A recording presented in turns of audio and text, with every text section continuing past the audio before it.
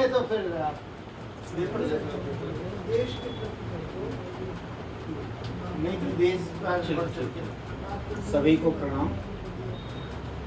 एक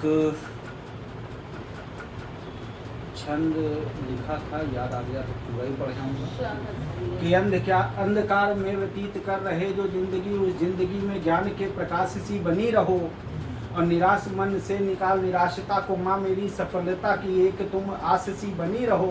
और शत्रु अनेक हैं मेरे, शत्रु से भयभीत हूँ, इन शत्रुओं के कंठ में तुम फांस सी बनी रहो।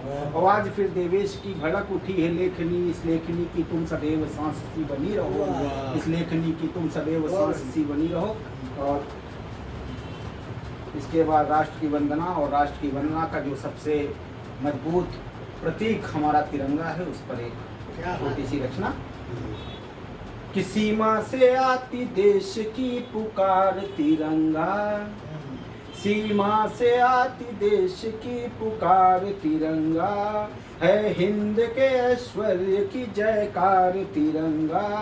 होली दिवाली ईद का त्योहार तिरंगा, सैनिक के लिए देश का उपहार तिरंगा, सैनिक के लिए देश का उपहार तिरंगा। जय हिंद वंदे मातरम यश गान तिरंगा, है देश हित में फर्ज का आह्वान तिरंगा।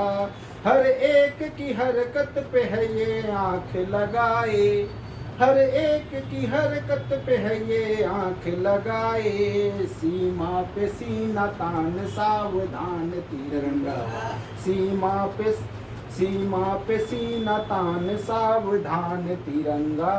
वीरों की तो है आन बान शान तिरंगा, गर हो शहीद तन पे हो अरमान तिरंगा। मतलब नहीं है देश के भूगोल से उन्हें, मतलब नहीं है देश के भूगोल से उन्हें, उनके लिए है पूरा हिंदुस्तान तिरंगा, उनके लिए है पूरा हिंदुस्तान तिरंगा।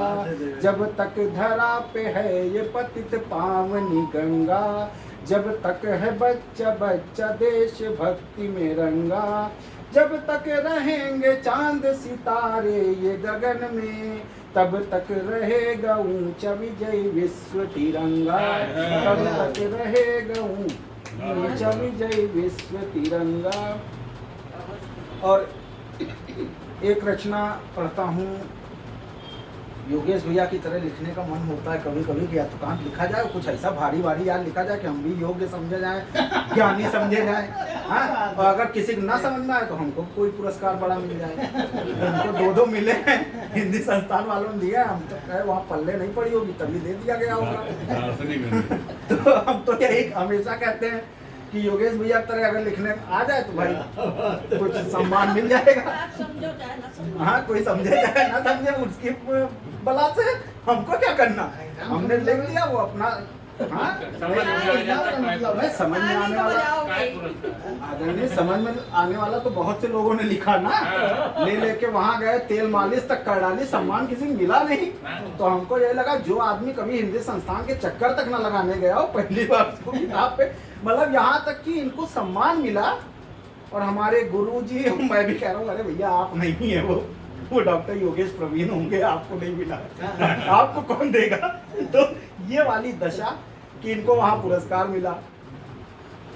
तो नमन करता हूँ योगेश भैया की प्रतिभा को, और ये रचना उन्हीं को समर्पित है। शीर्षक है चाबी। अपनी शांति की चाबी मैंने बहुत दिनों तक दूसरों की जेबों में ढूंढी, अपनी शांति की चाबी मैंने बहुत दिनों तक दूसरों की जेबों में ढूंढी। कभी किसी की प्रशंसा में, कभी किसी की स्वीकृति में, कभी किसी के लौट आने की उम्मीद में। वे मुस्कुराते तो मेरा दिन खिल जाता, वे मुस्कुराते तो मेरा दिन खिल उठता, वे रूठते तो मेरे भीतर का मौसम बदल जाता।